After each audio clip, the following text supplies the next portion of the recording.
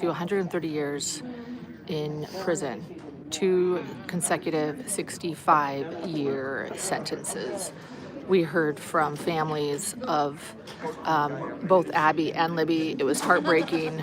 I had my game face on, and for a moment, just writing everything I possibly could, and I started to even break down myself listening to some of these victim impact statements.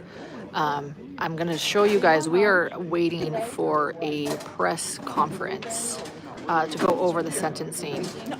And let me show you guys what's going on here. Hold on.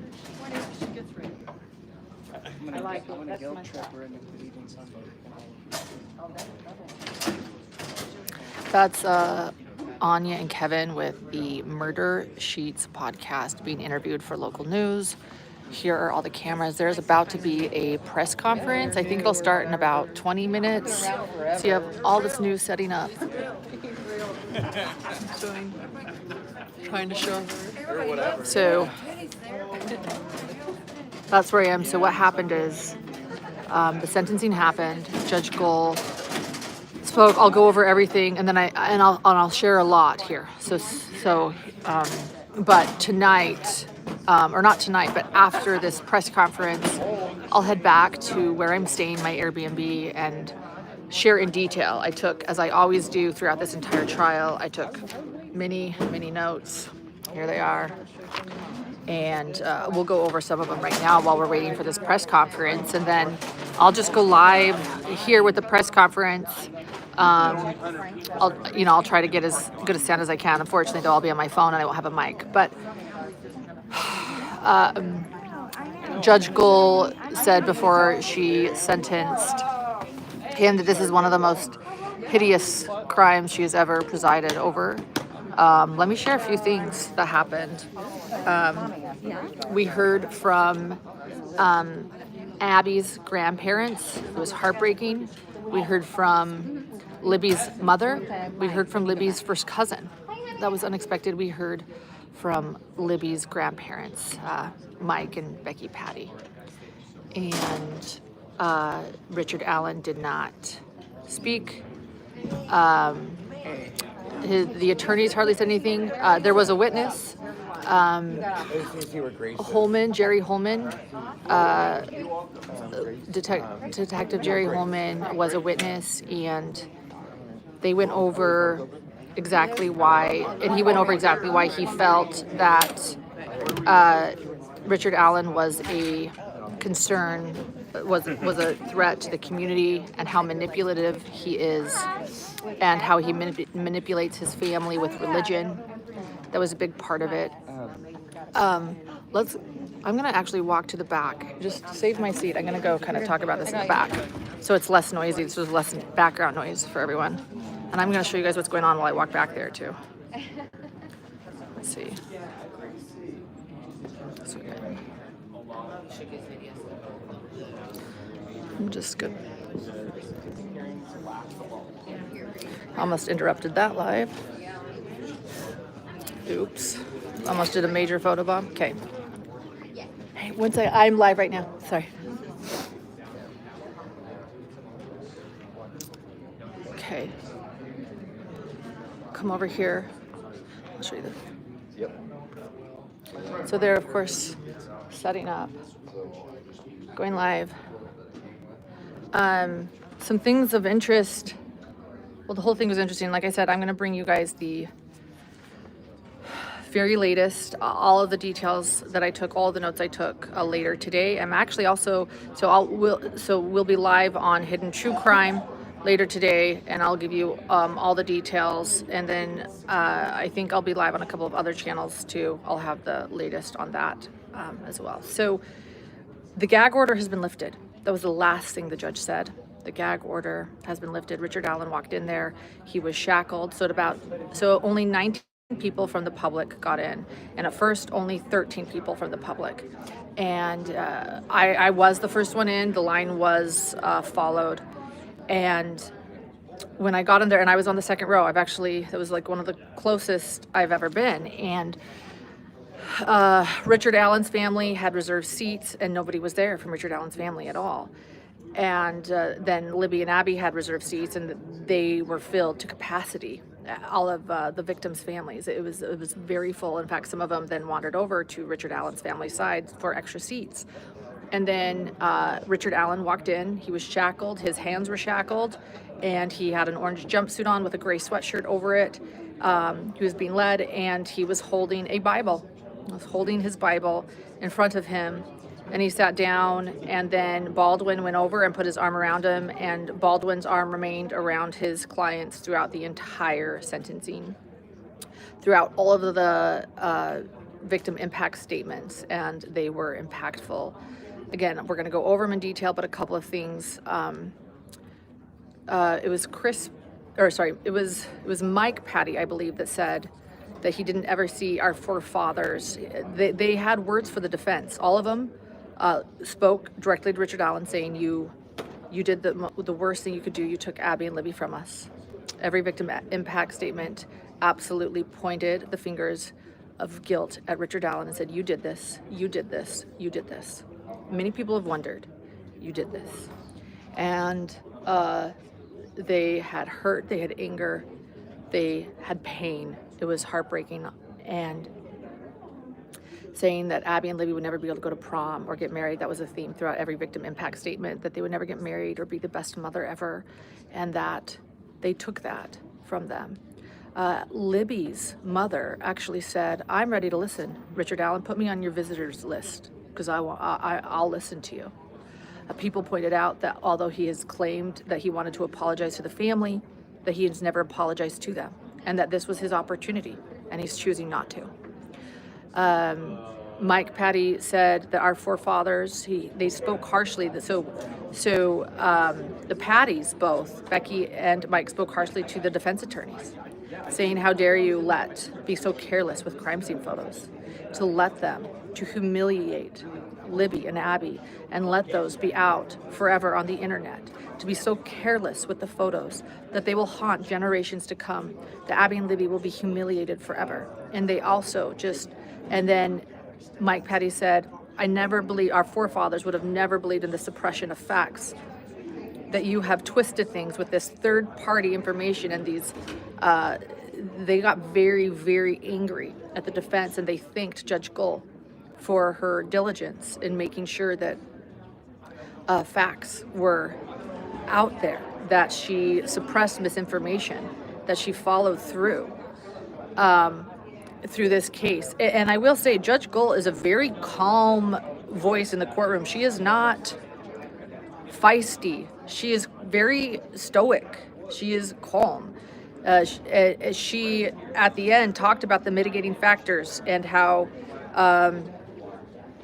and then talked about how it's the most hideous crime she's ever presided over, and how she thanked Becky Patty for bringing up how this crime was going to affect generations to come, and she hadn't really considered that, and she's considering it now in her sentencing. And she said to Richard Allen, you're sitting here looking at me, rolling your eyes at me, and you have rolled your eyes at me several times during this trial, throughout the trial in this process, and you have never shown remorse throughout the entire trial. She looked at Richard Allen and said, you've never shown any remorse, any concern, any empathy, before she sentenced him to, again, the maximum amount, 2 consecutive 65-year sentences. I feel like I need to go up there soon. Look, more people are walking in. So I'm going to go back to my seat. So I'm going to walk you guys back to my seat because it's filling up. I don't want to lose it. And then I'll talk to you guys about what's going on, and I'll read you some of my notes.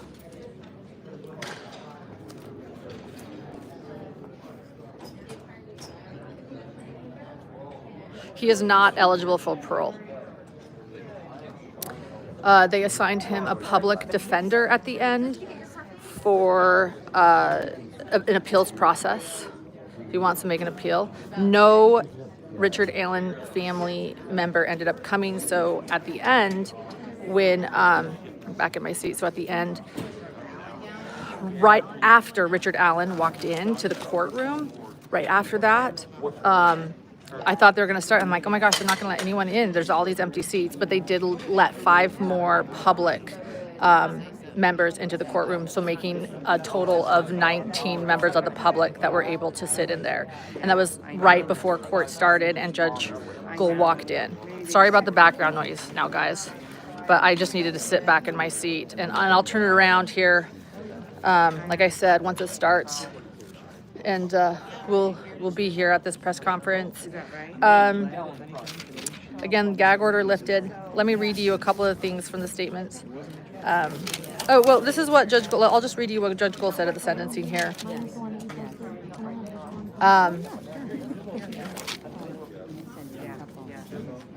I also noted here, Baldwin's arm has not left Richard Allen's, even touching him, rubbing his back at times throughout this whole thing. As all of the victim impact statements were read, and they directed their statements at either the defense attorneys or Richard Allen for the hurt and harm they have caused. So Judge Gould said that she has looked at the attorney's request and the mitigating factors, and that she realizes he has no criminal history, and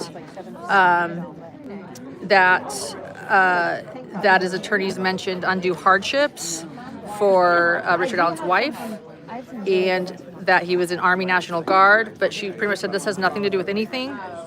There is a long history of mental illness, she acknowledges, but she said she didn't count that because there's no nexus between his mental illness and his violent crimes, but she recognizes his mental illnesses. You know what? Let's do this later. I'm sure it's really loud, and I've got to get ready for this press conference. I'm going to do what I always do and jump in front of everyone. Watch this.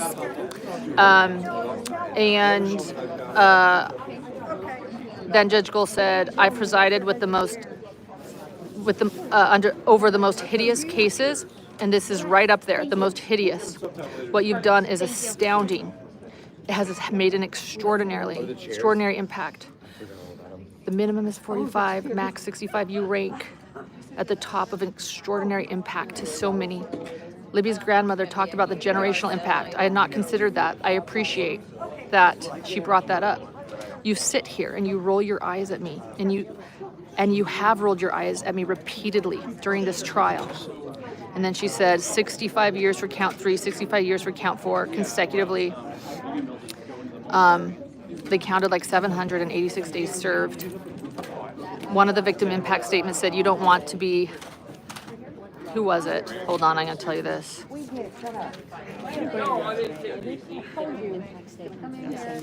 One of the victim impact statements said, I hope you spend the rest of your days, that your rest of your days are filled with as much fear as you put into those girls. Your selfishness continues to hurt our family. I can't forgive that. That was Mike Patty. Mike Patty said, please stop these future attempts at appeals.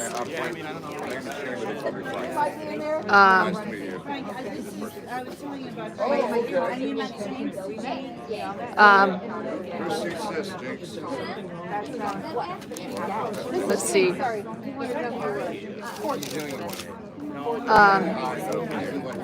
Libby's grandfather, Mike Patty,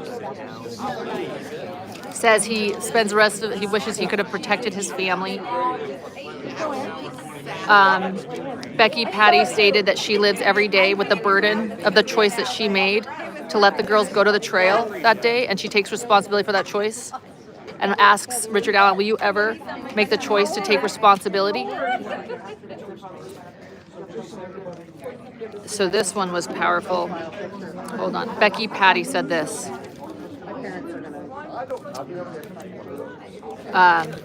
Becky Patty's was very powerful. Becky Patty stated, that's Libby's grandmother, I hope that you can get your request granted to be in general population, to have the company that you crave. And I hope that he lives in the same fear every day that he created and put into Abby and Libby in their last hour. Abby's mother did not speak. Abby's grandmother and grandfather both spoke on behalf, but Abby's mother was there. Here are some of the people that were there.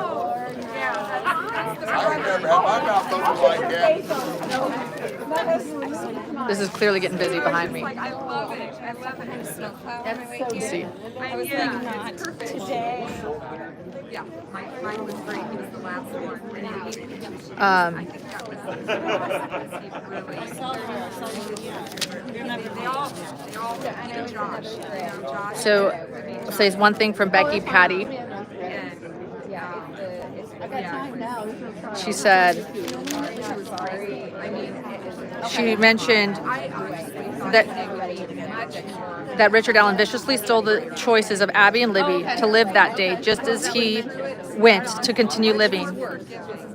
I guess in his eyes, being kind because he tried to make sure that they were dead, so they didn't suffer before he left. He developed photos for our family, preparing the unthinkable, their memorial. I wonder what he was thinking then. He stole from Libby and Abby. He stole from Abby that she couldn't go to prom or graduate or get married or be the best mom ever. And Richard Allen got to walk his daughter down the aisle and give her away. I wonder, did he think about us on that day and how he stole that from us? Because, and then Becky Patty went on, because of one of the lawyer's sloppiness, one of the defense lawyer's sloppiness, images of Libby naked and brutalized in photos made its way onto the internet as recent as last week. This will affect generations. Those photos so carelessly taken care of. I wonder if these careless lawyers would have been okay if that was their daughter or their granddaughter. And another attorney sent in the judge's chamber saying that he didn't care that the crime scene photos were released. What if it was his child? The defense plays their games, continues their charades at the expense to Abby and Libby about third-party involvement. Richard Allen is not the victim. Becky Patty said, full stop. The attorneys devaluing and disrespecting our family. The choices that this defense team has made will affect our family for generations, and all of this falls at the choice of Richard Allen. The impact that Abby and Libby would have had.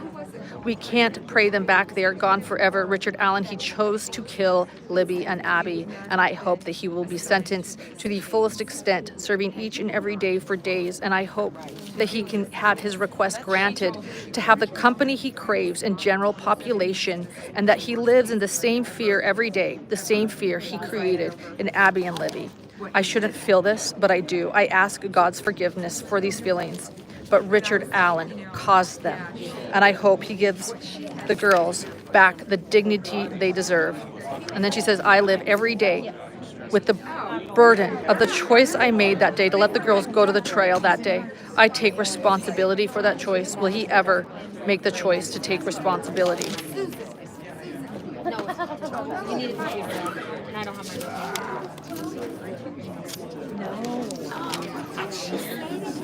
I wanted to ask something where she said like, Let me see.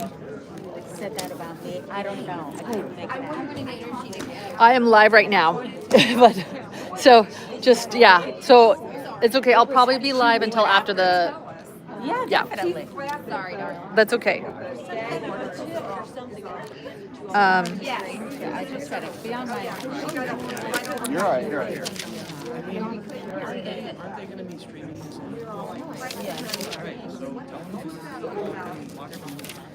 So as far as who represented Abby, it was Eric Erskine, her grandfather, He wanted me to do it for him. He said, and Diane Erskine, her grandmother. where? And can I So as far as Abby goes, Diane Erskine said, on behalf of our family, this is a day of sadness. We won't be going home and cheering with champagne. This is sad. We're going to go home and be heartbroken. She says she finds it impossible to write down how this has impacted them. That she explained Abby was the first and only child of their firstborn. And Abby's most famous phrase was, "Do you need any help?" to everyone. She says that she finds it terrifying thinking about that day, and that word is what wakes her up in the middle of the night. What Abby possibly saw and felt, and the terrifying feelings Abby felt in her last moments, and the humiliation she would have felt, and what she would have felt during the trial, because she was a very modest girl who just didn't show off and just to think. She said that there were mutilated, naked photos of her in the most vulnerable place. You know, people sharing the photos, they were graphic. And she says that she recounts the last words that she hears Abby say, so scared, on the phone, the video of the phone that Libby took. And the last words that Diane Erskine, Abby's grandmother, hears is Abby saying, don't leave me up here, and that she's scared. And then she said Libby didn't leave her. She said there's so much sadness and anxiety every day. She said every day is the same for her, that she wakes up, she makes her bed, she looks at the clock, she prays, she breathes heavy. She makes the most of the time she has, knowing that she's lived 5 times the life Abby ever lived. Nightmares come anyway, and then all the what ifs. She watches Abby's friends grow up and she wonders what would have been, how many great-grandchildren were murdered that day as well. She's grateful for her life and faith in God, but Richard Allen took Abby's life, and Abby had given her life to God. So no, it's Eric Erskine explains that he's not articulate, and I'm just reading little snippets of these. Eric Erskine explains he's not articulate. He's more of a bolt and wrench kind of a guy. But the last 7 years of their daily lives, it's really difficult to process. The loss, he can't explain it in words. The loss of Abby was like losing a limb that will never grow back, a wound that scabs over but never heals and keeps getting infected. Thousands of times he thinks about what happened in Abby's last hour, goes through his mind thousands and thousands of times every day, and it is his most horrifying thoughts of what went through her mind. And he's not sure the family will ever get back to normal. He sees her Delphi classmates and that he realizes many of the Delphi classmates won't recover. He said to Richard Allen, you stole our future, but you won't take away our memories. And he asks him, how could you ever go throughout your daily routine? And then he says, you say you found God, but God was not lost. God was here before Earth was created, and he was there on February 14th, and the girls knew God. I have no doubt they're in a good place. But God gives us a choice, and you made a decision beyond my comprehension. And then he's looking at Richard Allen as he says this, and he says, you can set the record straight. And then he says, may justice prevail. Judge Gold, we put our trust in you.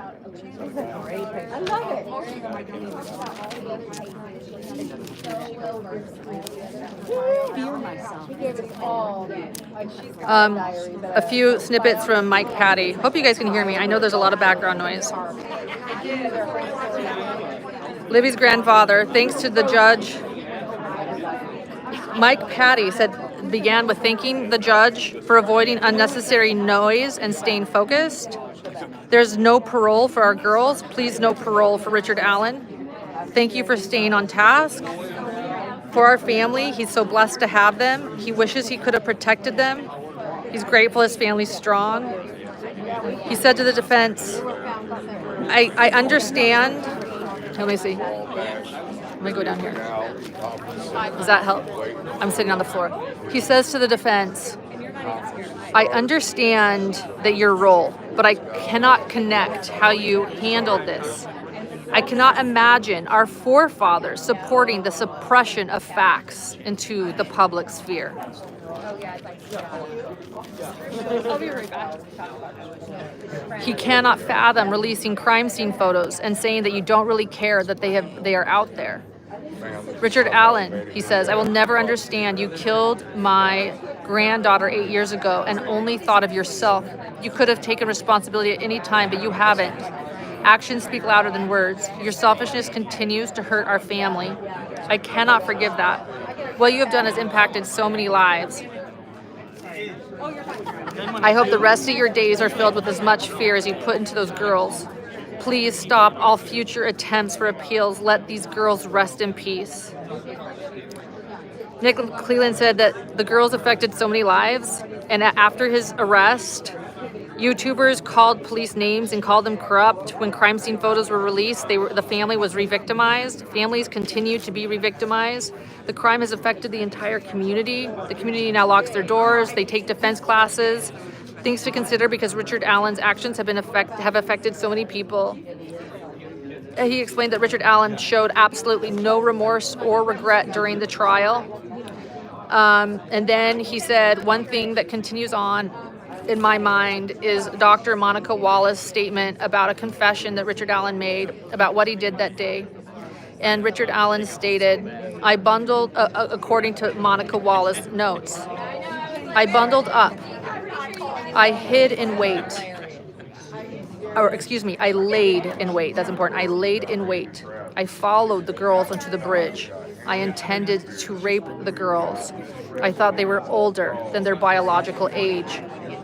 I told them to go down the hill and then had their way with him. He saw a van or was interrupted, and he ordered them across the creek. He cut their throats. He wanted to make sure they were dead so they did not suffer. And then he went on with his life. And Nick McClellan kept focusing on the laid in wait. Note that, he said, he laid in wait. He said, I can't get over the fear in Abby's voice when she runs by Libby. I can't imagine that he orders them down the hill and he orders them to strip a 13 and 14-year-old girl. And he begins to assault them. But then he was interrupted. And so he crossed the creek and he cut one throat while the other watched. Walked back to a car to live his life like nothing happened. This is the kind of man that kills 2 girls and moves on like nothing happened. And again, during this whole thing, Baldwin, his arm never left the back of Richard Allen.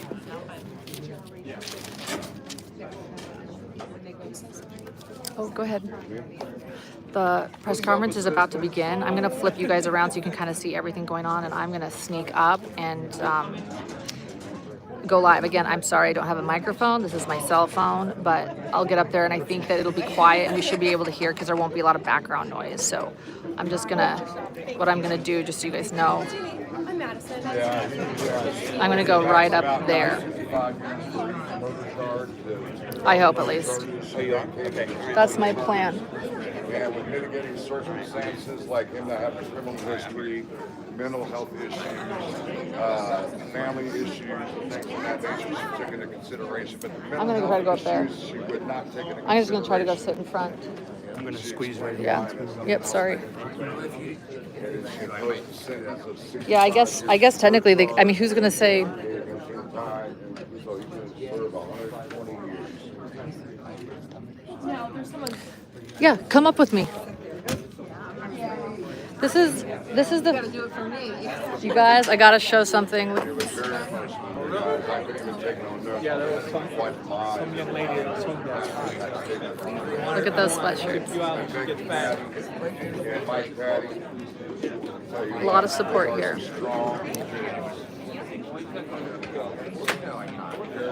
I didn't think I was gonna get in, so I put on my tennies and I told them. We haven't talked zeros yet. I know. I told them.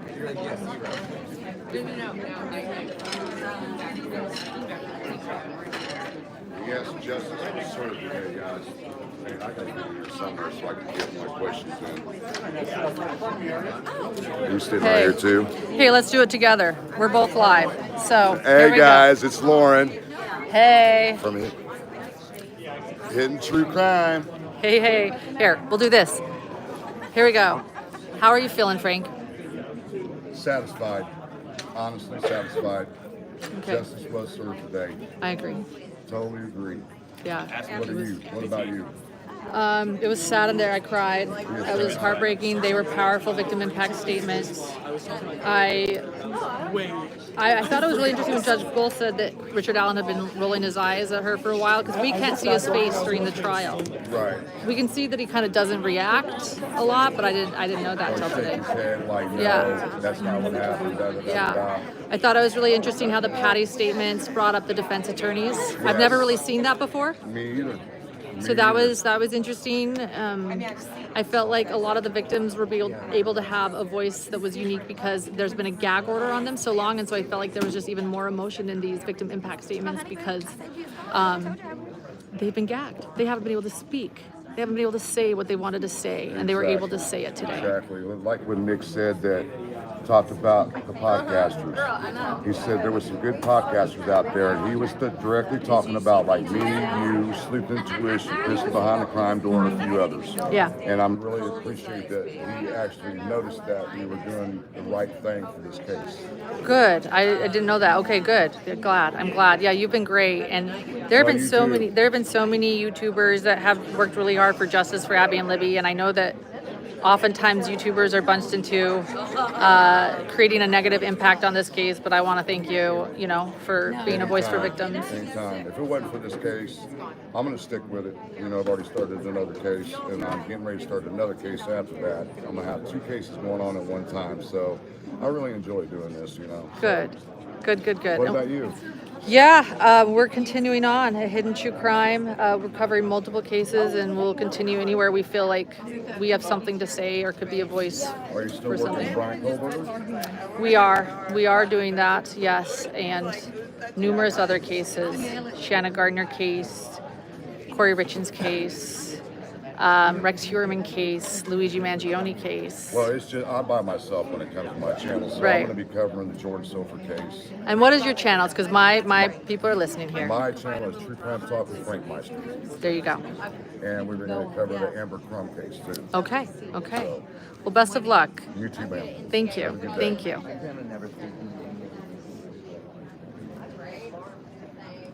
Family's arriving, guys.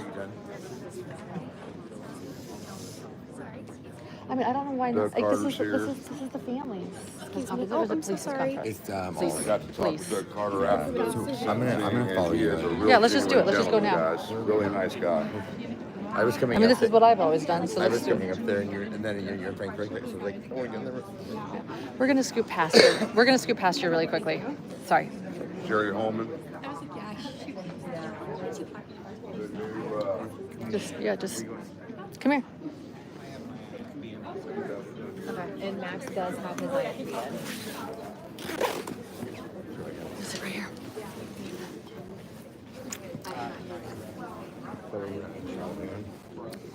I mean, maybe they'll make us leave, but I think we're okay. We're on the way. We're not in the way. That's what I'm saying. I would do this as a TV reporter, by the way. On the way. So, this is Aspen. You guys remember Aspen? Yeah. Oh, here, let me see.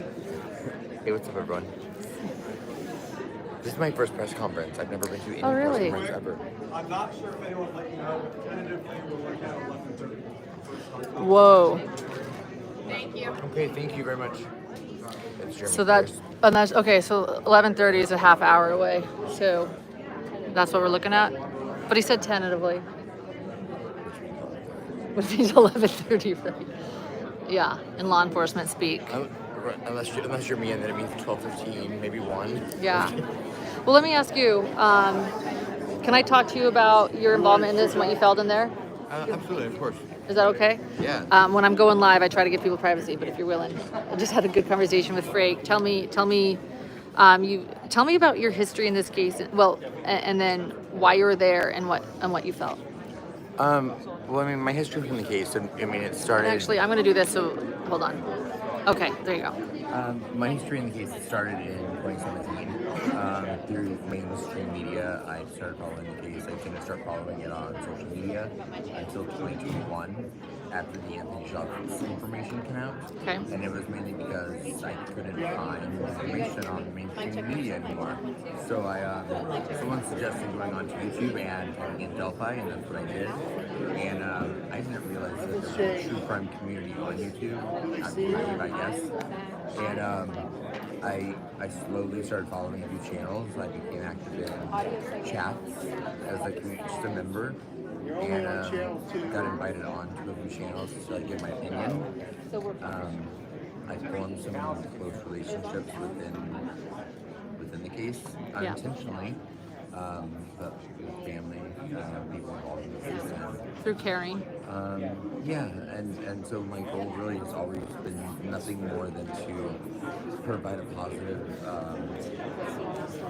positive voice for the families and for the victims and for the town of Delphi, because I mean, there are a million towns just like Delphi in the country. The only difference is the 2 innocent murdered children are murdered. there, and so the entire town was changed that day, and Yeah. countless lives were affected forever. Yeah. And I want to say too, with that, like, sorry, I'm trying to flip this back. They made note of that today in the sentencing, how much it has impacted the entire community. Like, the law enforcement has been doubted. The people locked their doors. They have defense classes. They blamed one another. They lived in fear. They were divided. Men mentioned that. Like, that's how much of an impact it had. I mean, and we've also now, we've now gone 8 years since the crime. So, I mean, we have a whole generation of children now that were toddlers when this happened, Yeah. that are still being affected by it.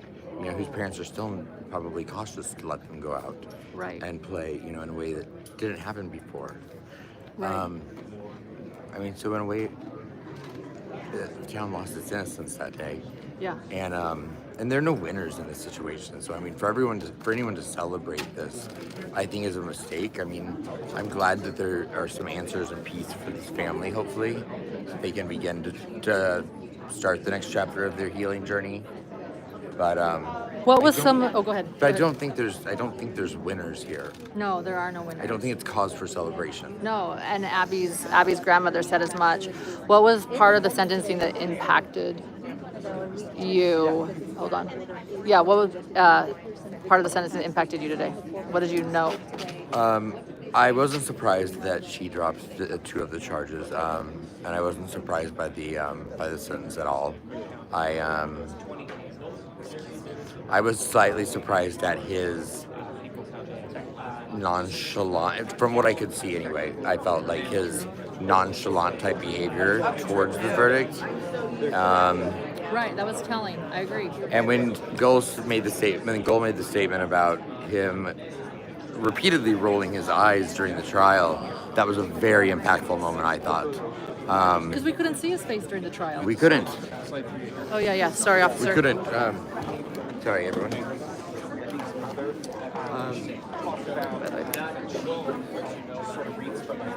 But no, I mean, this was a much needed day, and I think that this press conference is a much needed thing for this community, because not everyone in this community was at that trial every day. Not everyone in the community got to hear the testimony and to see the families in the court every day, because limited, the seating was very limited. Yeah. And so this is an opportunity for them to now provide those answers and closure for the town. Agreed. And I think that's a very important step. I think one thing that's interesting about this press conference, about the sentencing, you have to realize, as Aspen sort of just noted here, like, the family has been under a gag order, which is very unique. This town has essentially been under a gag order. I went into CVS during the trial and said, "Did you guys know Richard Allen?" They're like, "Yeah, we worked with him." I'm like, "Well," they're like, "We're not saying anything else. There's a gag order." This gag order has sort of like haunted this crime, or this community, not haunted, but like it's been this heavy blanket over this crime. And so you have to realize, again, today during the sentencing, not only was the family, I'm sorry, officer, not only was the family able to speak, but it was like for the first time they're able to like really share their voice for years. They haven't been doing interviews. Nobody's been knowing how they feel. There's actually been a lot of rumors about how they feel, and a lot of people implying how they feel. And so today they were able to use their voices. They were not able to speak up after the crime scene photos were released publicly. They were not able to share their thoughts on Richard Allen's defense, or the third party, or the Frank's memo. And today they were able to share all of that. And this press conference is huge because, the last major press conference on this case is the arrest. You're right, the arrest. That was 2022. And then before that, it was 2019, when the famous words were spoken by Doug Carter, who said, this is somebody hiding in plain sight. And by the way, that was part of the statement today. The victim impact statement, they said, you were evil, hiding in plain sight. Who said that? Thank you. The blue and purple hearts, thank you for those. Flood this chat with those blue and purple hearts. I love seeing those. They've Can I now. answer- and, you know, Yeah. I want your opinion on something. Okay. As far, I mean, I felt like it was very important that Richard Allen be in that courtroom, and there were rumors that he wasn't going to be. Correct. I think it was very important that Richard Allen had to sit there, Yeah. and regardless of his reaction to it, I think that it was important that he had to sit there and he had to hear those words, because those families have waited 8 years Yeah. to speak those words to someone, and Yeah. it didn't matter who. Yeah. And I think that it was incredibly important that he heard those words, and I wish that his family had been there to hear them as well. And not anything against. None of his family came. None of his family came. I don't mean that against, you know, I don't mean that about negatively about towards his family. I just feel like I just feel like you can have two things true at the same time. You can love someone and you can have compassion and support your loved one.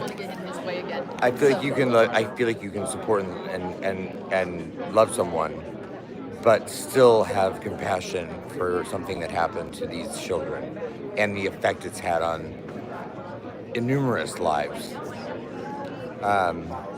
And now that I have Lauren's phone, I think we'll all just go ahead and go over here and we'll talk about other things for a while. Yeah. No, here, I'll give it back to Lauren. Yeah, we had to divide because we have an officer trying to set something up, so we're trying to give him space. What? But one thing I thought was interesting is that Richard Allen's family didn't show up today, that they did not. I think they clearly understood. But it was also brought up by the state and by Jerry Holman, how he manipulates his family and how he manipulates them using religion. And I think I can't imagine the pain it would be to be there as family, so I don't judge them, but I was surprised they weren't there. I don't know how I feel about it. Like, I don't know if they were suggested not to come or if it'd be too painful. I don't know, but usually I feel like the families of the perpetrators come. Yeah, they could have said something or read something or done a character. But Richard Allen's family had the right to share words today. I don't know what the council recommended, but they didn't, and they didn't come. I feel like That's where I was. Sorry, we just divide. I was going to sit right here. Can you sit right here? Yeah. We divided ways for the officer to come Right, through, right. and so then I will say really come sit quickly, here. I felt Frank. like one of the most impactful. Yeah, I got you. I felt like one of the Sorry, most I'm quite impactful full and of their important statements actually was made by the youngest person that was giving a victim impact statement, and that was Libby's cousin. Yeah, you were, Josh, and I haven't talked about his statement who yet. is We have. who Thank you. is, I believe, Josh Link. Yeah, Josh Link, who is Libby's age or a year younger or a year older. He said they had like a but brother-sister bond. They grew up very much like brother and sister. How's and everybody he doing used out the there? strongest language in his victim impact statement. And when he said the word, "You're a dead man walking," I think there was a few people in the gallery that they kind of gasped a bit because it was such a strong statement, especially by such a young, confident man, to be able to say that. I'm glad that he spoke so strongly his truth. I agree. And whether people disagree or agree with that, that's how he felt, and I'm glad that he was able to express it and given that opportunity. So let me read you a couple of. I didn't go over Josh's statement with Sorry, you guys I yet. didn't mean to- No, yeah, that was good. That was good. People are saying in chat they're appreciating your perspective, and my mods are sharing your channel. Thank you, mods, for being here too. And so Josh Link, Libby's cousin, I'll share a few Then of we got the Asper nuggets from Connor him over here against. to my left. Again, I'm gonna go So, later. What did you think there, Mr. Connor?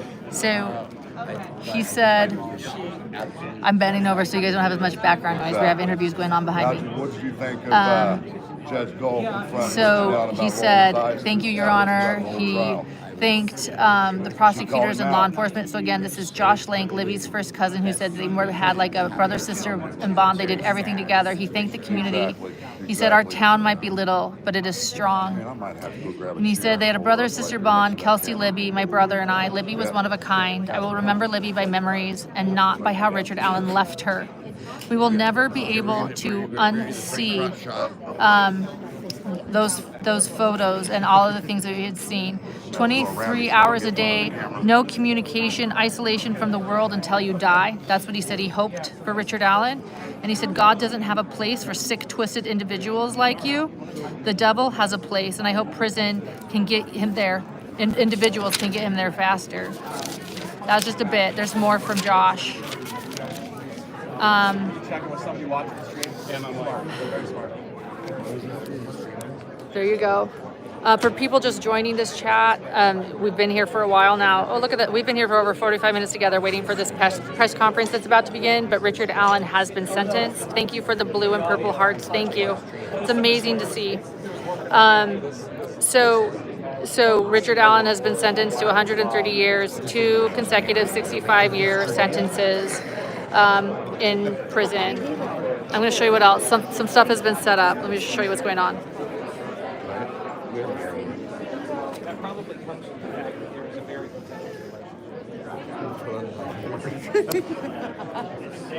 20 years difference.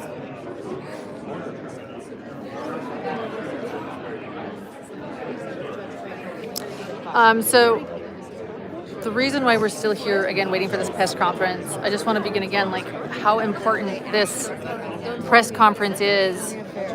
This is the first time like the family is going to be able to speak since the gag order has been lifted. And I have not met any jurors. Let me look at some questions now. I'll answer some questions there. I've been trying to kind of ignore the chat while I manage things, but I'm going to look at the chat so if you guys have questions.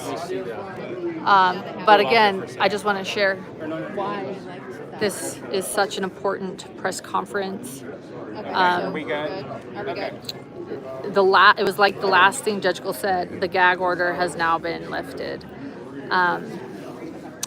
So I'm looking at the chat now.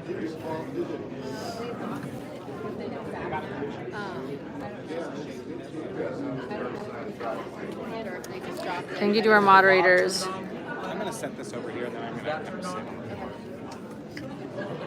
If anybody has any questions, I'm trying to scroll back up. So just so you guys know, chat is a lot harder when I'm going live on my phone. Because I can only scroll so far back and I can't star chats from my phone, so it's a lot harder to manage and I miss a lot. So I'm just watching it now, and thank you for all the hearts. What was the darkest things Aspen and Lauren experienced during the trial in that town, and did they talk about it? I mean, this for me, this entire case is dark. I'm thinking about that, what you said. This crime is dark. I'll never forget the crime scene photos that I saw, or the autopsy photos, or the day of so many confessions where person after person discussed confessions that Richard Allen made. Harshman, I think he was hard. What? Harshman, Oh, Harshman, yeah. Okay, well, I'll let Aspen answer because the question was you and me. So hold on. Here, and then just take this because it's hard for people to hear since there's no mic. So you got to get close. So what was the what was the most? The darkest thing you experienced during this case, or the trial? The darkest thing I experienced during the trial, I think, was the days that I had to sit there and listen to the blood splatter expert, not only during the trial but also during the July hearings, and also the day that, and I'm not blaming anyone for this, but also the day that we all sat in the courtroom for 3 hours while the jury watched the incel videos of Richard Allen, but they weren't shown to the gallery or to the families of Libby and Abby, and they had to sit there silent for 3 hours to protect the rights and the privacy of Richard Allen, whereas a week before, the autopsy and crime scene photos of those little girls were splayed across the screen for everyone to see with no regard for their privacy or their respect. And I was hard not to feel the pain in the room that day, but and then, like Lauren said, it's just a very dark case. it's just, I mean, there's no other way to really describe it other than it's a dark case.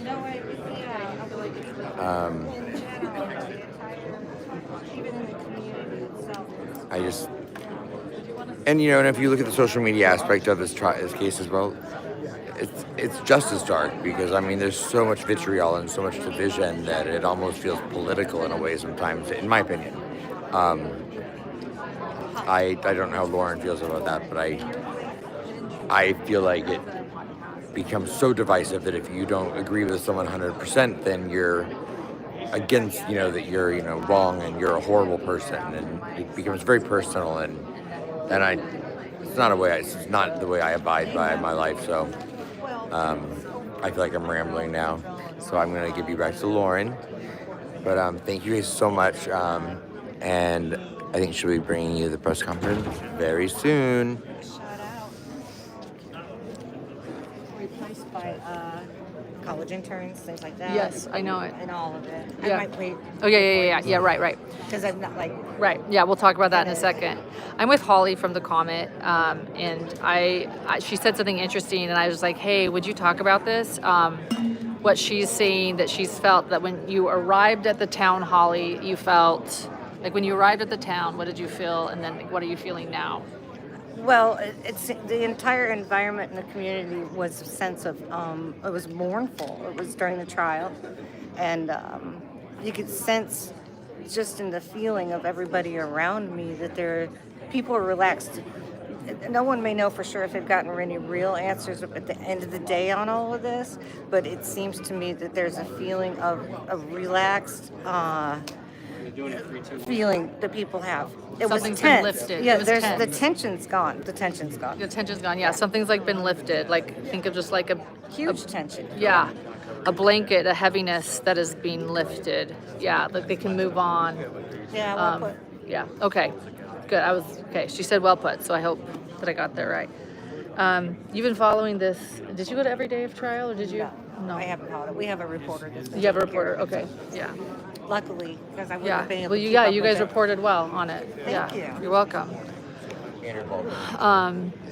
So we are still waiting. Here, come back here, Grayson, so that they don't.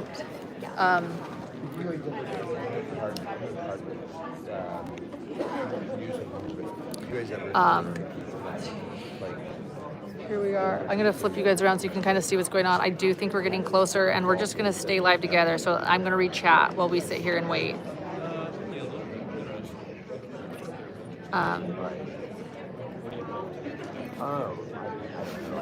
Frank, you guys are talking about Frank Meister's voice. Man, he could do voiceovers. As you can hear it a mile away. It's an amazing voice.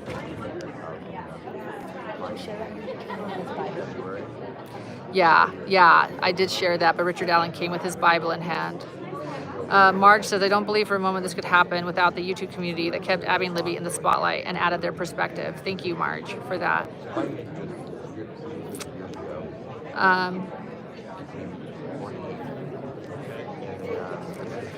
Thank you, Lauren, for being real coverage. Thank you. They want to know who spoke for Abby. Thank you, KCL. And I do look to my moderators that are here. KCL, thank you so much. Oh, and it's good to see Duty Ron. Thank you, GPC Soul. Thank you so much. And thank you, everyone. So for Abby, it was Diane Erskine and Eric Erskine, her grandparents. Her mother was there. A lot of Abby's family was there, but it was the grandparents that spoke for Abby. And at the beginning of this stream, I did share a few snippets from them, and I'll share a few more as we just wait here. They said, Diane again said she can't forget and remove from her brain the last thing she heard Abby ever say, which was to Libby on the cell phone footage that Libby shot, don't leave me up here. And Libby didn't leave. And she said, so I didn't leave. Thank you, Marge, so much. Thank you, Duty Ron. Duty Ron, it's good to see you. Duty Ron has an incredible channel. He's a retired New York NYPD, and Duty Ron's channel is incredible. And you guys were a great help in helping us with the legal aspect and understanding a lot of the trial. And definitely check out his channel. And most recently, Duty Ron, I want to say I'm so grateful to hear about your recent updates on your cancer journey, and that hopefully treatment is going to go well for you. Nick, thank you so much.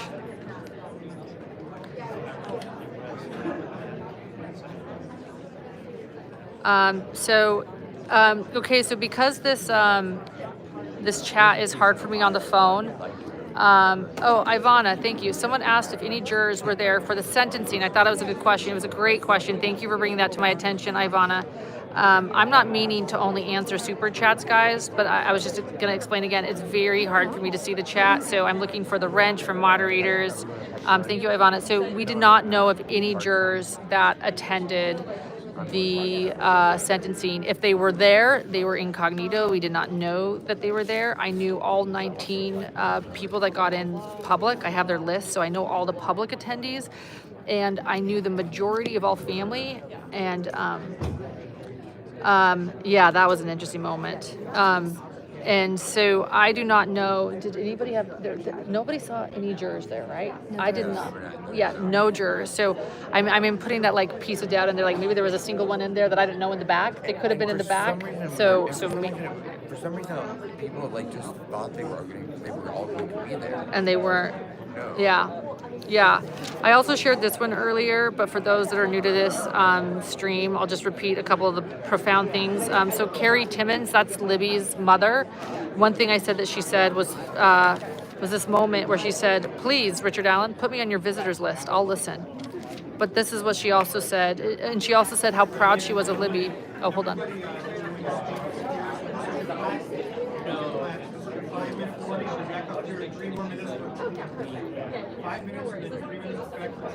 Thank you.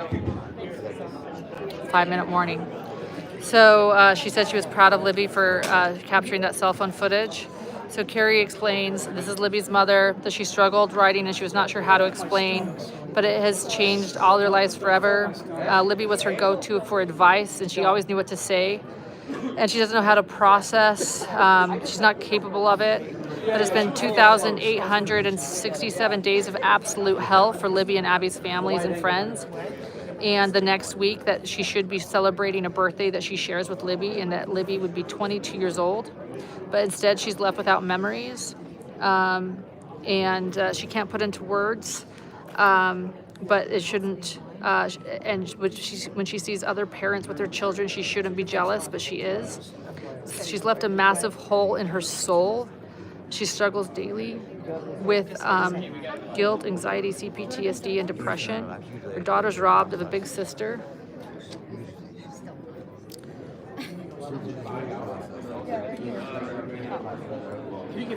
Hi, guys. 1, 2, 3, Trial 4, survivors. 5. 1, 2, 3, 4, 5. Oh, whoa. Whoa, hold on. I can Whoa. send this to you. I caught That this. is what Richard Allen looked like today, guys, from Holly with the Comet. I would love to have that, and I'll send we'll it to credit you. you. Oh, thanks. Yeah, absolutely. Well, of course, you took that. That's incredible. So The only other person that was out there with me, just so you know, that got a photo was with The Hill. And so The Hill, when they come out with their The story, Hill, they're gonna have should that. have a better picture. Bam. But I can definitely share this one. Yeah, take a picture. Look at Here, all. I can send it to you, or if you want to see it though, yeah. But I'll send it. So yeah, we've got. Okay.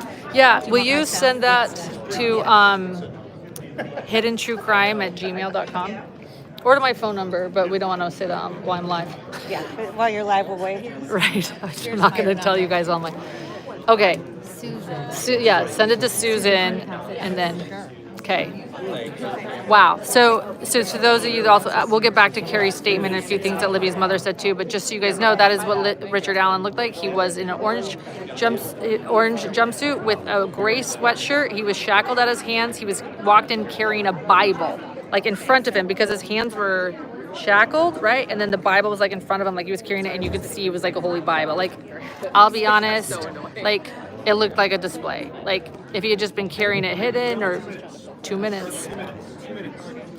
We're getting warnings, 2 minutes. How can you guys hear, by the way? Is it gonna be okay? I just wonder how my phone's gonna hear. Oh, you can hear? Oh, next door, she's listening to my live. Okay, so we'll have the press conference here. Wait. Just write it down. I got it. Okay. You sure? And so that was Richard on. Thank you. The comment, guys. There we go. And that's what he looked like. So there he is walking out. So let's go back to Carrie. Just a few nuggets. And again, I'm going to have more later today. And I'm going to be honest, I'm going to see if maybe I could get some full victim impact statements because they deserve to be heard. They really do. They were powerful.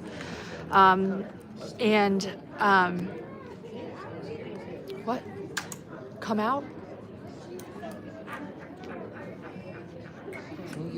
Go find out. Will you go find out? We're going to go find out what's going on. So she struggles daily with some mental health issues since the murder, and her daughters were robbed of their big sister and their childhood and their innocence. And Carrie says that she doesn't know how such evil can hide in plain sight. Here we go.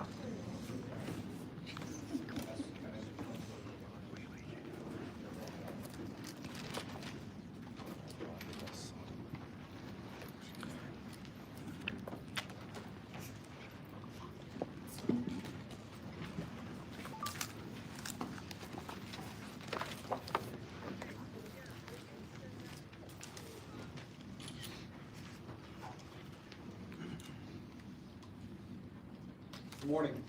My name is Jeremy Piers with Indiana State Police. I'd like to thank you all for being here today and for your continued cooperation throughout the course of this trial. I'd also like to extend a special thank you to the Canal Center for allowing us to use their facility today. As we move forward, we remain committed to keeping Abigail Williams and Liberty German at the center of our focus. Their memory has guided us every step of the investigation, and the photo displayed behind us serves as a powerful reminder of why we're here and what this case has always been about. Due to the gag order, it has been some time since we have spoke publicly about this case. Now that the order has been lifted, we're grateful to be here today and speak to all of you. Before we get started, I'd like to introduce to you the speakers.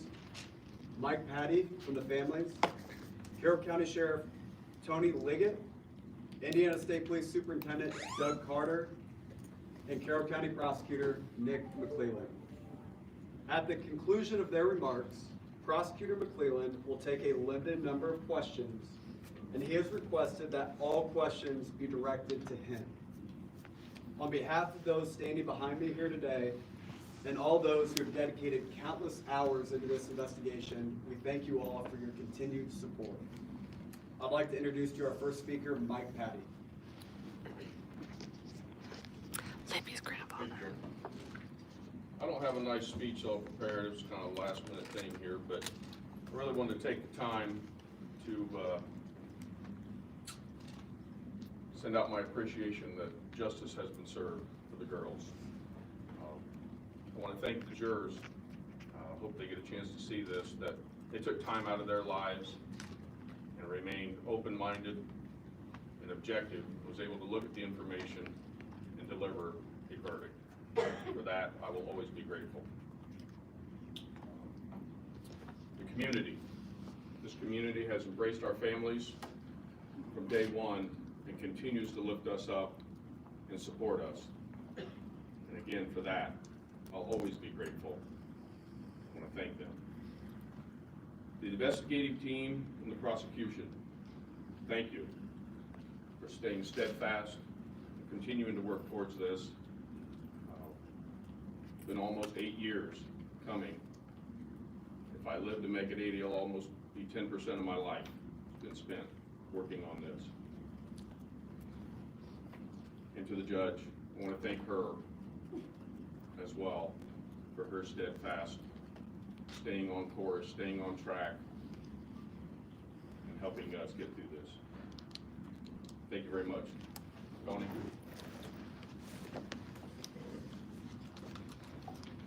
morning. The end of 2016 and the beginning of 2017 completely changed the fabric of Carroll County. We lost 6 beautiful young girls, and all of that happened within a 6-month time span. My office is not a part of the investigation into the Florida fires that's being headed up by the state police. We would do anything that they would ask for us to do, and I know they're working extremely hard on that case as well.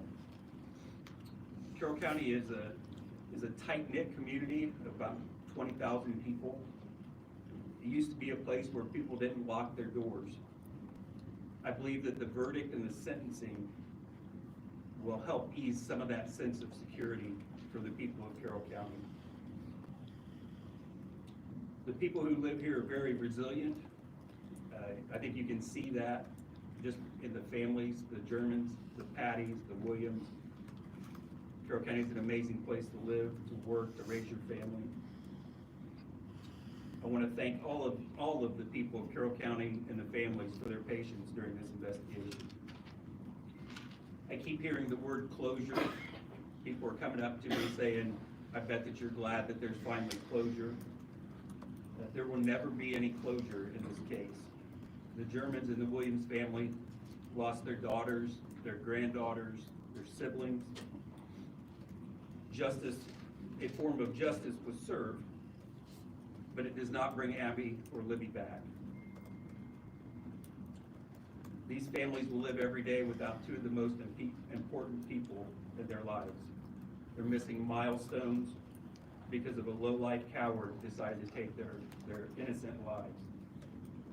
They did not deserve this. Today is not closure. It is just turning the page and starting a new chapter. My heart is and always has been broken for these families. I want them to know that we stand with them, and I want to apologize to them that it took 8 years for us to get to this point. This case was quite the undertaking for the Carroll County Sheriff's Office. There are so many people that put a lot of time in assisting us with bringing it to a conclusion. And you see a lot of them right here, and there are many that aren't standing up here. There are so many agencies to thank for standing by our side. Just to give you an idea of the support that we had just for the trial, we had 36 outside agencies help us for just the security during the trial.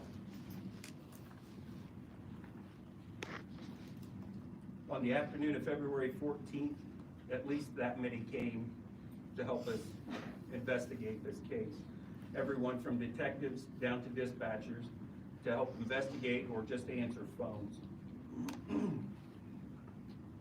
I remember a conversation after we found the girls with Jerry Holman about whether or not we were going to take the case or Indiana State Police were going to take the case. Well, it was not my decision.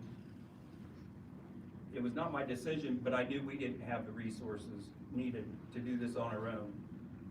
Holman made a commitment that if we took the case, ISP wouldn't leave us and they would stand by our side and provide any of those resources that we needed, and they did just that.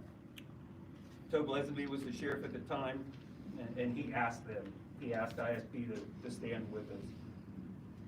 I want to thank Doug Carter and the rest of the Indiana State Police for being with us during this time. The reason justice was served today was due to one person, a person that only knows how to give. She has given herself literally for free to this investigation in different ways since about March of 2017. Kathy Shank, while filing, scanning, organizing, found a tip that led us to be here today. Throughout this investigation, especially when things happened during the month, for things that happened during the month of 2017, that was a time when Kathy was not helping us. When she would come across something that she didn't know, she would always bring that to an investigator, and every time that she brought us something and said, did you know this? We knew it, except for the tip that she brought us that got us here today. To borrow a term I believe was started by Becky Patty, a saying that meant enough to me that I had it on a sticker on my computer, in my car, and on my refrigerator at home. The goal was actually to be able to say the words, and they ring true. There is zero doubt that justice has been served, and today is the day. Thank you. I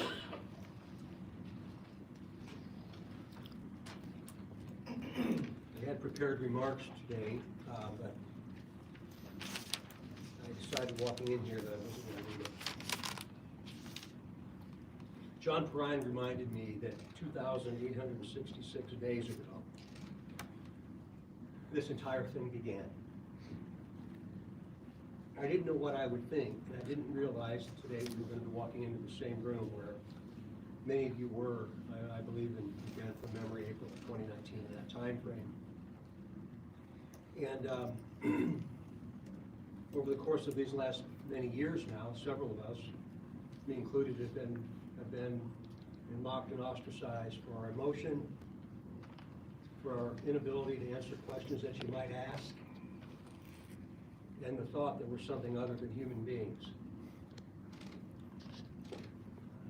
And I'm not going to apologize for that. I often say I wish people could see what goes on behind the scenes, not just with people dressed like me, but citizens of this county and of this city.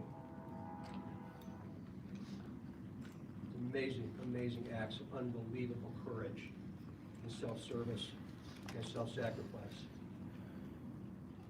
I wish you all could have been in the courtroom today and heard the victim impact statements.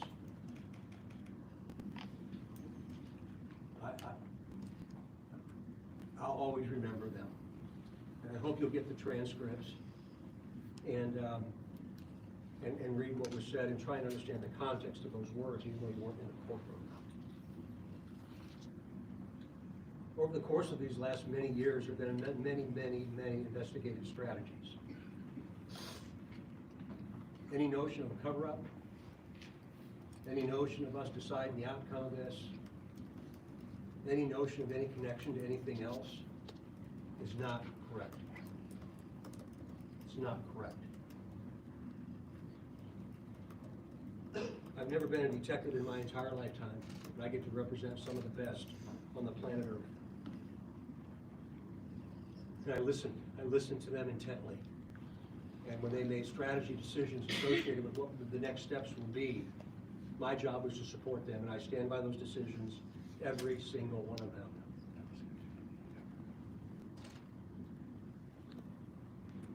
The gag order. We lived by that. We lived by that gag order. The defense did not.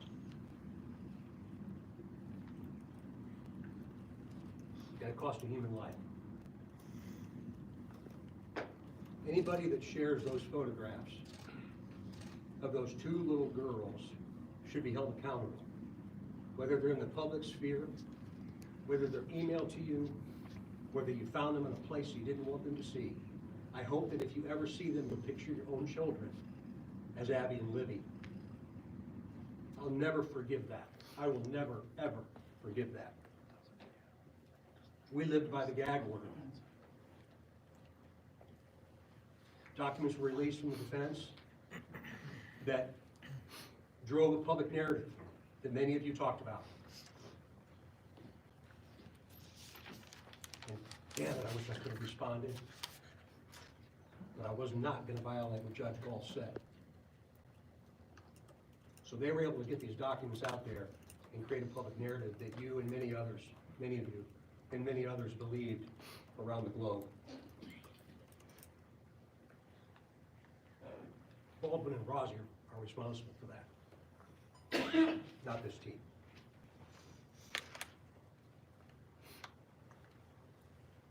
The family effects, I think you'll see the words that were spoken by the folks that spoke today about their lives and how they've been forever changed, how they'll never be the same. And they said it in ways that were beautiful in some kind of a mysterious way. There's an attorney in Indianapolis by the name of Guy Relford. And I heard Guy on the radio after the verdict, when a lot of hate mail came, death threats came.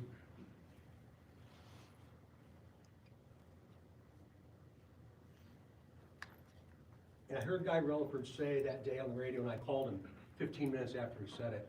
And after 40 years in this business, I never thought about the jury's perspective. But he said the only people that mattered in that courtroom was the jury. And he went on to talk about, he's a very bright attorney, he went on to talk about what they can see that we can't, that you couldn't. They could see the defense, they could see the state, they could see the witnesses, feel the emotion, and they could see Richard Allen. I've never thought about that perspective because we have a singular view most times. You, me, it's human nature. Judge Gall was the keeper of the peace in that courtroom, but the people that mattered were those 12 jurors.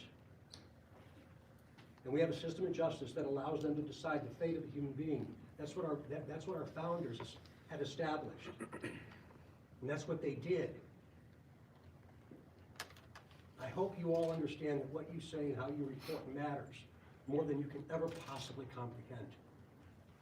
This is an opportunity for us to all learn about what social media is and isn't, what we should do and what we shouldn't, and understand that their words have consequences to other human beings. I appreciated Guy's perspective, and it changed my view of the criminal proceeding. Richard Allen knew.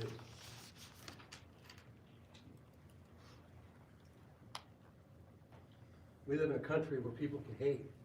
People can say things about other people. And that's okay, hate me. It's okay. It's one of the only countries in the world where you can. So hate me if you want to. The investigative collaboration is something that I'll remember for the rest of my life. For the rest of my life. There's no way we could possibly chronicle it or articulate it or write about it or anything. There's no way we could ever do that. We are human beings, and there were mistakes made. But there was never a mistake made that we knew was wrong and we did it. I'll crawl across shards of hot glass for Jerry Holman. Jerry Holman is not a liar.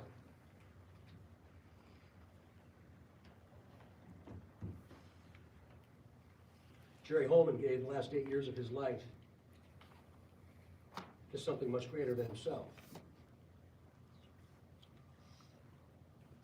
We fussed with each other throughout the course of this in conclusion. We argued with each other. I remember Tobe and I had an argument right here in this other room in April of 19, as you should expect us to. There was no groupthink. We debated each other, as you should expect us to. But then the defense spins that into incompetence. It's ridiculous. It's ridiculous nonsense for Baldwin and Rozzi to have done that. And finally, most importantly, to the Delphi community and to the family of Abby and Libby. Words cannot possibly explain what we all feel. But what Nick McClellan did, and the rest of the team who was associated with this, every single time it was about something other than themselves. It was about this community and that family. We owe them a debt of gratitude that can never possibly be repaid. How about we start to heal now? How about we hit that reset button and understand that justice in this country was served, and if you don't like justice in this country, go to another one. Let's heal. Tone down the rhetoric. Stop all the politics and all the nonsense and all the conspiracy theories, and understand that we all tried the best we could. That should be the message to us and to our kids, and to this most amazing place we call the United States of America. Well done. Thank you.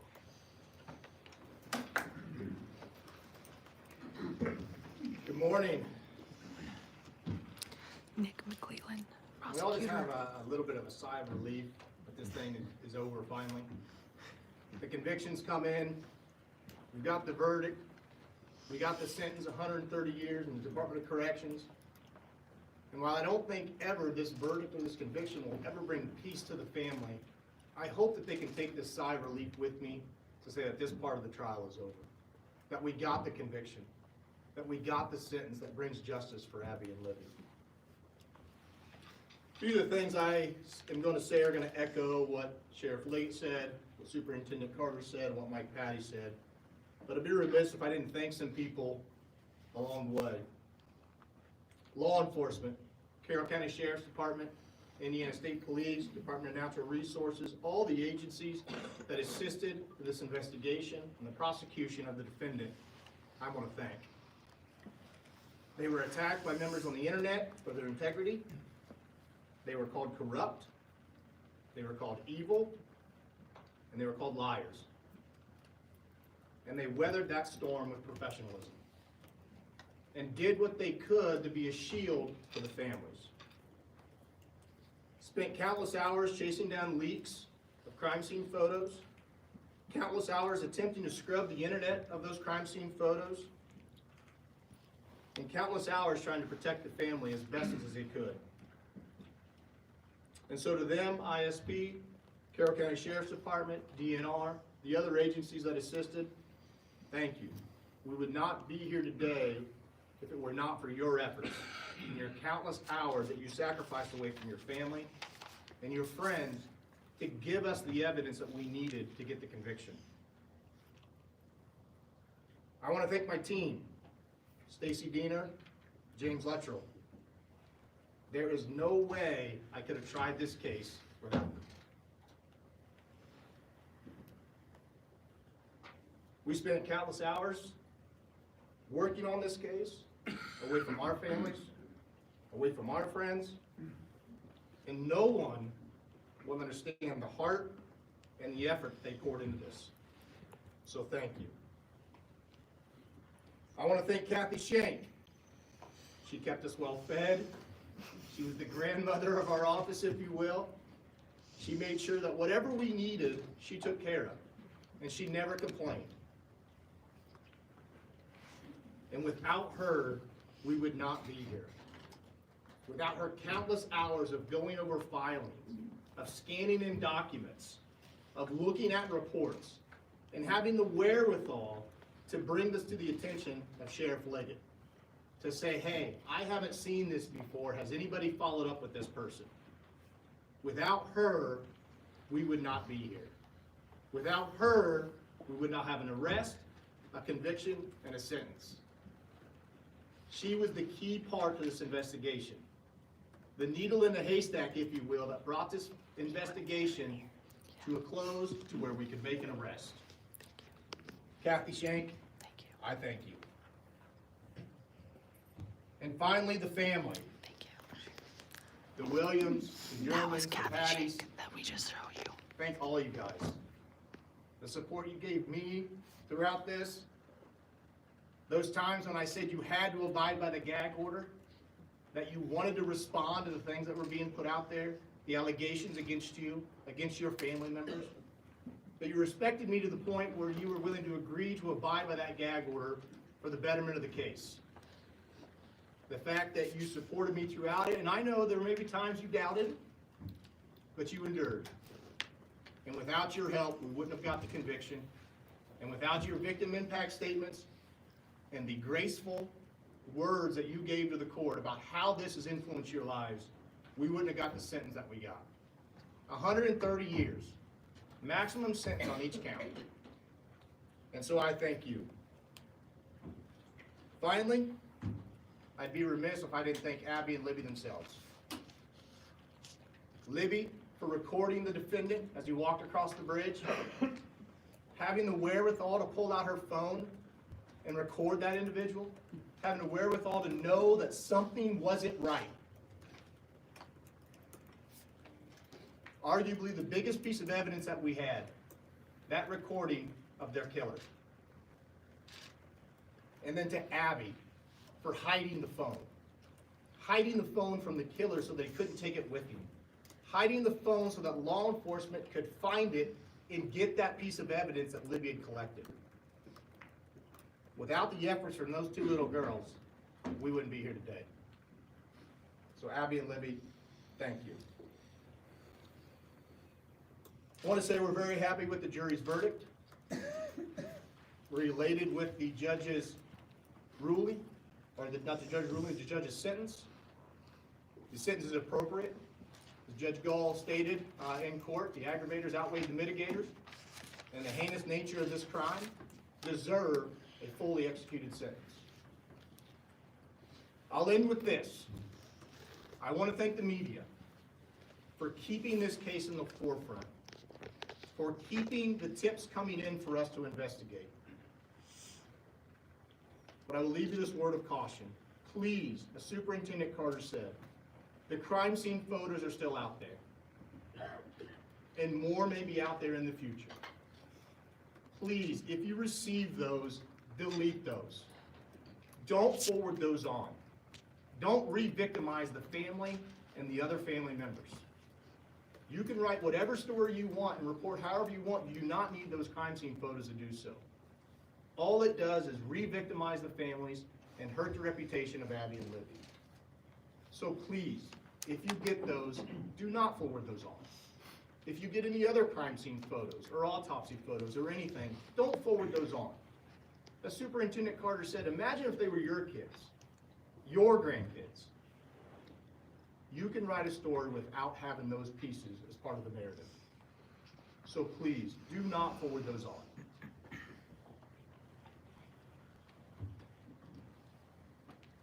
I want to thank the community finally.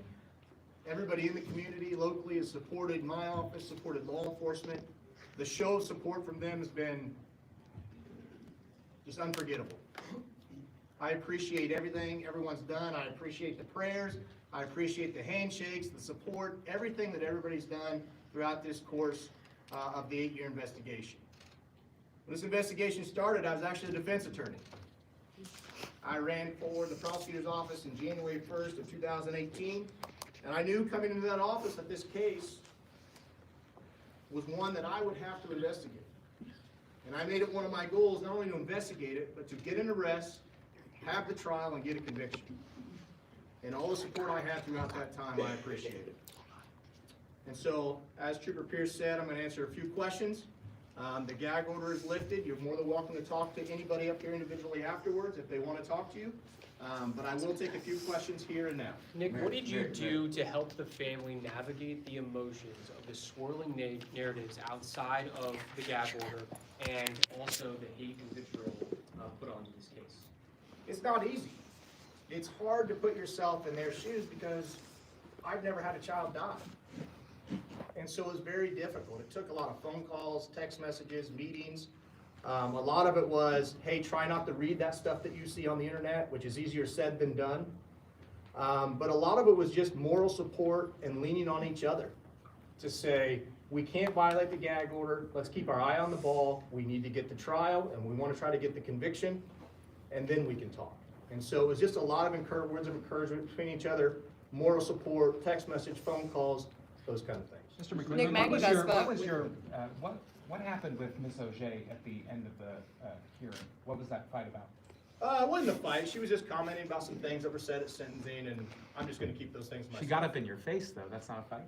Well, I don't know if she got up in my face. I'll just keep those things to myself. She was commenting on things that said at sentencing. Maggie Husband with NBC News. The defense has made it clear they plan to appeal. Your thoughts on their chances? Well, it's not up to the defense. It's up to the defendant. I'm not going to repeat his name. He's the defendant at this point. And so he has 30 days to file notice with the court that he wants to appeal. If he doesn't file that notice, then there is no appeal. And so once he files that notice, we'll deal with it accordingly. We'll work with the Attorney General's office to represent the state, and we'll give them whatever support that they need in order to draft the response to that appeal. But I guess given all the questions, and you've all addressed it up here and how frustrating it was, your confidence in the security of this verdict and in this maximum sentence? I feel confident in the verdict and the sentence, but again, I'm not on the Court of Appeals, so they'll have to make that decision if it comes to them. Nick, in the early part of 2023, and one of the very first pretrial hearings, you addressed the court to this possibly some other actors involved. Can you elaborate? Well, at this point, we don't believe any other actors are involved. We don't have any evidence to support that. If evidence comes out in the future to support that, we'll obviously investigate that. We're not gonna say, hey, no, we got the conviction, we're not listening to what you have to say. But at this point, we have no other evidence showing that any other actors were involved. If Richard Allen himself, the defendant, wants to come forward and give us more information, we'll gladly accept that. Is that the reasoning for the amended charges? The amended charges were we added the 2 counts of intentional murder. I did that because I thought it was appropriate at the time. Thank you. Yep. Can you tell us more about the Anthony shots? Hold on just a minute. Do you have a question? Yeah, can you tell us more, might be asking to speak on behalf of other people, how it makes you feel with the guilty verdict and the sentence? Obviously, it's the outcome you guys wanted, but how does it make the entire team feel to get to where we are today? I think, I hate to speak for everybody, but I think, I hate to be cliche and use the word justice, but justice, vindication, to show that the people sitting behind me weren't liars, weren't corrupt. You know, those hate mails and hate messages continue to come in from some podcasters, some YouTubers. But I think just justification that, okay, we conducted a clean investigation, we presented the evidence as best we could, and the jury were convinced beyond a reasonable doubt that he was guilty. Nick? Yes. Does this now mean that all the other men are cleared? Can you use that word? Who is all the other men? The other men that were looked at during the course of the investigation that you always said we couldn't say that they're cleared, can you now say they're cleared? I may not use that word cleared, but what I can tell you is we don't have any other evidence that ties them to the offense at this time. Are you still looking into the Anthony Shots profile in any other secondary investigation of the? What do you mean looking into the Anthony Shots profile? Well, in 2021, you guys asked for information on the user of that profile. Mr. Klein was in custody at that time, and then it just kind of faded out. Well, it didn't fade it out. He was convicted. He was what, convicted. 34, 35 counts? Is there anybody else connected from that profile to this case at all? Not that we have any information of that right now. Can you speak to the timing of today's sentence? Christmas is 5 days away. This is an emotional time of year for a lot of folks when you've lost people and this kind of thing. Can you? There's no significance in my mind of the timing. Once a person is convicted, they have a right to be sentenced within 30 days. And so I think the timing just was to try to get it in before the holidays because a lot of people do have time off and and the courthouses are closed. So there's no significance in my mind to the timing, but that it worked in everyone's schedule. I just mean that it's the time of year when people are with people they love. These 2 little girls are not with their families today. I'm not sure I understand your question, but yeah, regardless of the time of the year, I imagine it's hard for the family to not be with the victims any day. Whether it's somebody's birthday or somebody's anniversary, the other holidays we have out throughout the year, you know, Christmas is probably especially difficult. Again, I don't expect this verdict or the sentence to bring peace to the Patties, the Germans, and the Williams. I don't know what at this point could ever bring peace to a family member that loses a child or a parent that loses a child. What I hope is what I said. I hope it's a sigh of relief that this portion is over and that the conviction as it is now stands and that he's been sentenced to the maximum possible sentence. I hope that is a sigh of relief for them. And I hope that they now, like Superintendent Carter, can continue to heal and start to put this chapter behind them. That's why the plea to the media, please do not recirculate those pictures, because all that does, as Mr. Erskine said in his victim impact statement, it's like a scab or a wound that scabs over that is constantly ripped open. It's a constant reminder that our loved ones are put in this vulnerable position. Nick, should people face criminal charges or any kind of charges if they do publish or share those pictures? My opinion is if the Indiana Code allows criminal charges to be pressed for those kind of thing, if something comes in my office, criminal charges will be pursued if the criminal code allows it. Superintendent Carter, can you speak to the number of... Well, he can answer some questions after we're done here. So. Would you concede that there are some holes in this case or things that cannot be explained, that you guys were not able to explain? I'm not going to concede that, no. The judge spoke today. The judge spoke today to the defendant's conduct, specifically him rolling his eyes throughout the trial. Your take from your professional perspective, you tried other cases. I'm sure you've watched him throughout the case. What was your reaction to how he was acting?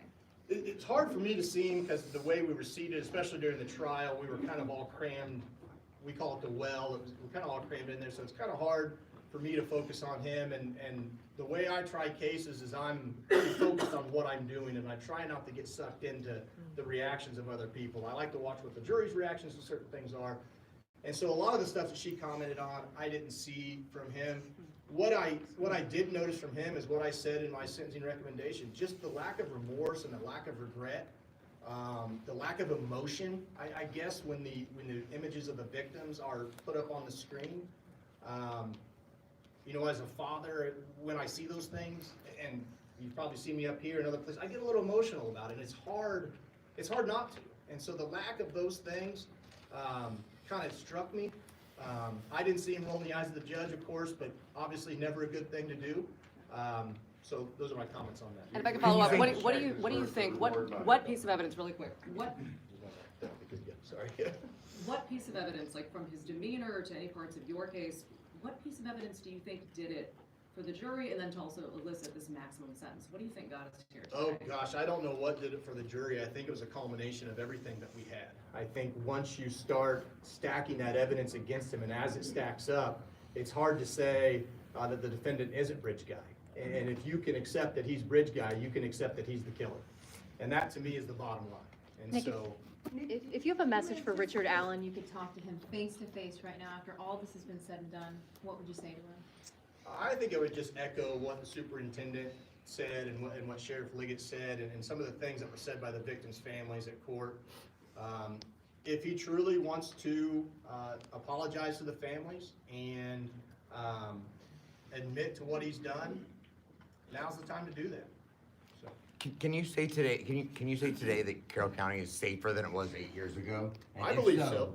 What steps have been taken to make it safer? Well, I think it's safer in the sense that people can have that sigh of relief to say, okay, we got the guy, we got the conviction. And so I think in that sense, it's safer. I've always thought Carroll, I was born and raised here in Carroll County. I left, of course, to go to graduate or college and law school, but then I came back. And so this has always been my hometown. It's been my hometown for 3 generations or 4 generations of my family. And so I've always thought it's a safe place. And the things that Sheriff Liggett said, the thing that the victim said in the sentencing, that wasn't fluff, that we didn't lock our doors and that we knew everybody else. Those are true statements. This is a traditional, small, Midwestern town. And so I think it's always been safe. I think there can be that pressure off of people now to say, okay, I feel better, we got the guy, we got the conviction, and we know he's going to be in prison for 130 years. Nick, do you anticipate any charges against any of the? That'll be it for the questions today and for the press conference. I'd just like to say thank you for all for coming out. As you go about your day, please remember the most important part of this entire thing, and that's the 2 girls that are behind us today. So as you go about your reporting, please do that and have a safe trip home. Thank you. There you go. Here, I'll show you guys this real quick. Yeah. I also need to email you the picture. Yes, please do. And plus, I'm probably going to. And then just put the credit. Yeah, and then just put the credit in. Thank you. I Yeah. just want to say hi to Libby. That's Libby's father, right? Grandfather, yes. Grandfather, okay.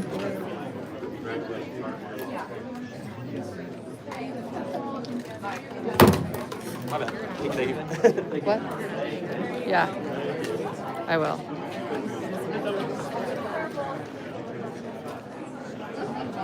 I'm gonna take off, guys. I'm just trying to show you how people are breaking down. I have 5% battery life left, so we made it.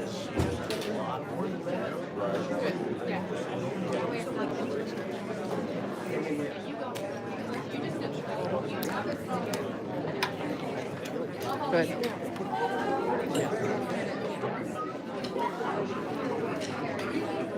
It's Jerry Holman and Susan Hendricks.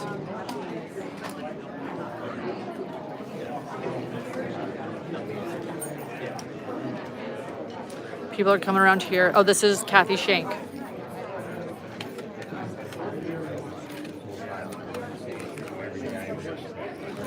Kathy, it's my pleasure. I got that. You guys can be ducked just Yeah. or not here. Yeah. Talk about, I mean, my gosh, they said, hey, we wouldn't be here without you, Kathy. was my pleasure to be here, and I said I got that. It's justice for the family. Oh my God, okay. So we just wanted to wait and serve them so grateful. Can you explain for those who are new your role, literally professionally in this case? Tell us what you were doing and your title. Well, I was child protection for 40 years, and when I realized that this had happened, I contacted the prosecutor at that time, Bob Ives, and said I would like to help. And this is where I led me. It took a village. It's not just about me. We have an amazing team. But you were a civilian. Oh, you're fine. You're fine. Thank you. And what was, I mean, can you walk us through the tip and how you came across it? Like, they just gave you immense credit. Okay. I'd rather not go into all that, but it was just so amazing that we were able to do that and for justice to this family. Sorry, I'm just getting in on this one. Kathy Shank, everybody.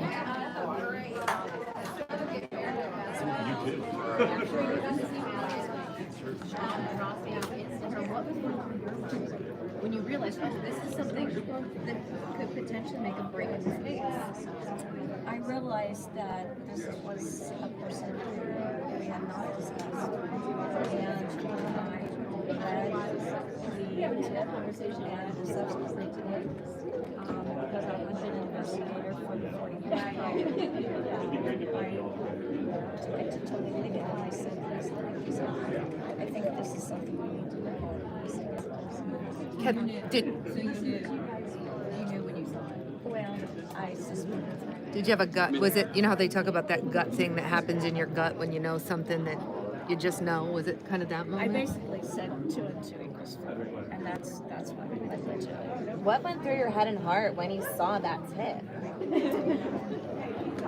I was, let's just say, I just thought this could be something that we have been looking for, and it was. Can I ask you just to make sure, was it tied to him, not the girls? It's something that was tied to the defendant? And it's okay if you don't want to answer, that's fine. But before, really quickly, would you mind saying and spelling your name just so we can get it right? Hey guys, hey Frank. And somebody was in my chat and said that you were fucking some dude named Dale W. And I said, hold on, she needs to see this shit. Come talk to me later. Yeah, come talk to me later. Hey, yeah, I'm live. I need to go have someone get my charger. Yeah, do you have a charger? I'm about to die, guys.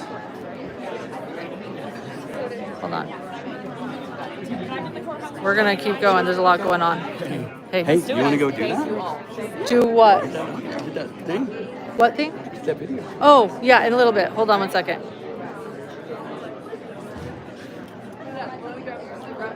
Can you go grab my... Okay, hopefully, guys, we might... Oh, that's okay. My phone might die, everybody. I'm trying to grab a charger before it dies. We're on 3% battery, so we'll see what we can do. Okay. But we're going to go see who else is talking. 1 second.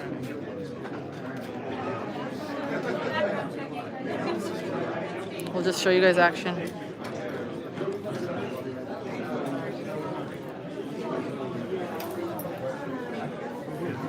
Swing by courthouse before you leave. Oh, I'll be there. Right. Here's Teddy. Thank you. Hi. This is really cool. So that's Jerry Holman, right there. So I'm live. Yeah. Do it again.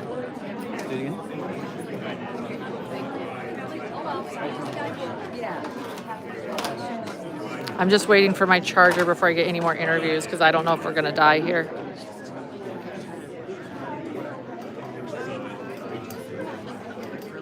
I don't want to be mid-interview. It's right here. Here, okay, here it comes. Okay, I think we're gonna save this, guys. We're gonna save this phone. I'm just gonna set the phone. Okay, I'm just gonna set the Here's phone this. down over here in the corner room. And Okay, 2%. It's charging.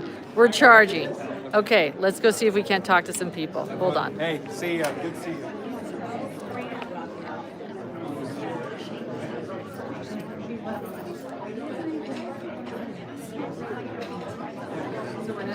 I'm just trying to.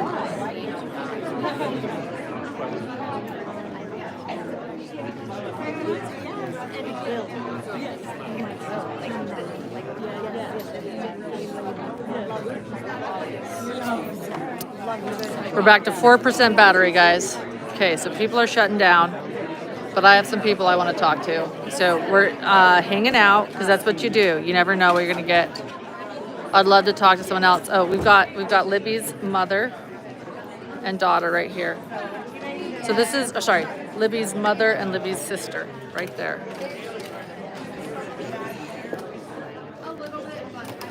Carrie gave a victim impact statement today. I read some of hers today. She was there every day of trial, as was Libby's half-sister right there. They're amazing and dedicated. Libby and Abby. As McClellan said today, this is who this is about, and this is who we remember, are those two little girls there.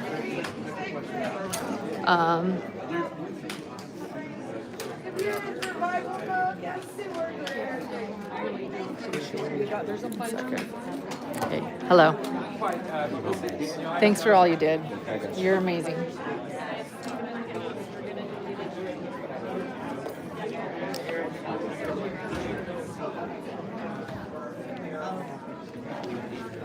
I'm going to see if I can't talk to Jerry Holman. We'll see if I can.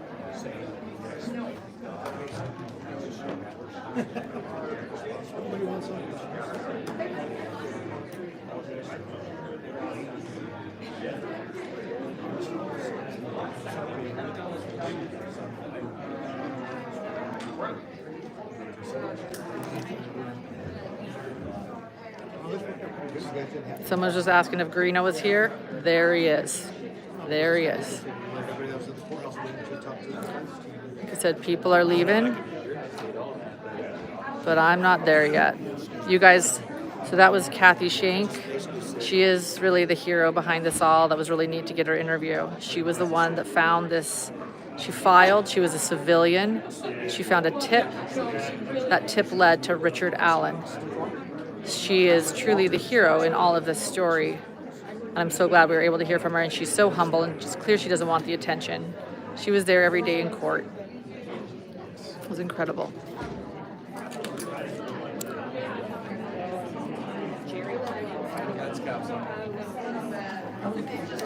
I was like, you just gotta know. You just gotta know.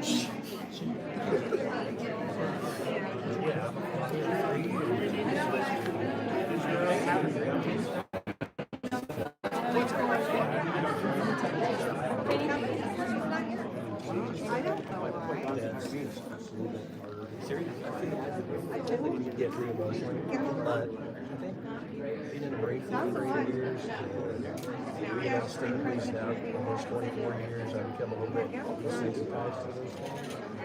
So it wasn't about emotionally about that, it was more angry about those mandates to go after two young girls. I just was upset about that.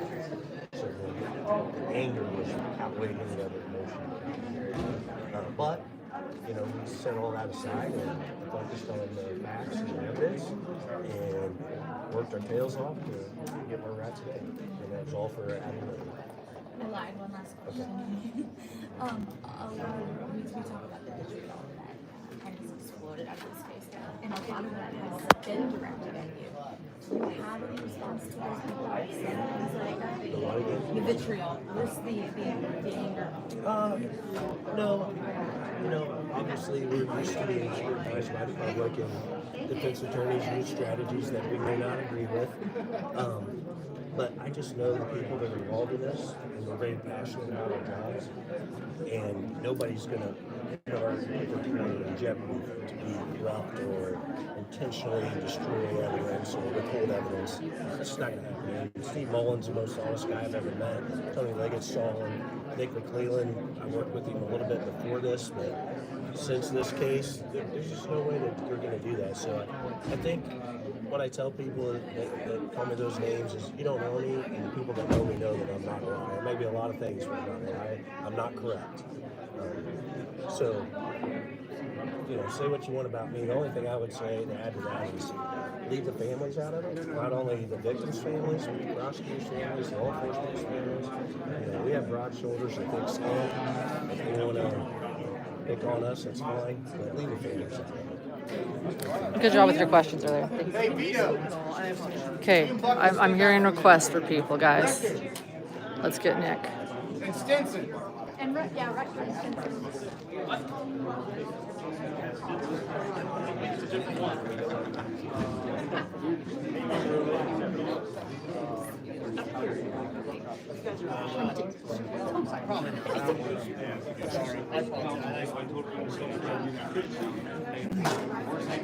I know, I understand.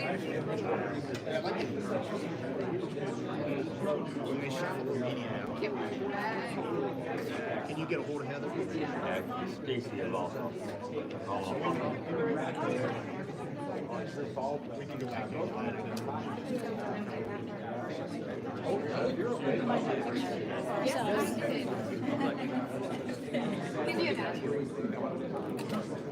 Okay, I think what I'm going to do, guys, is we're going to work on some interviews later. And so I'm going to take off.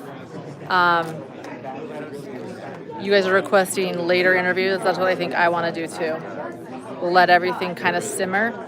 I'm going to be going live later. Hit subscribe and notifications. More is coming.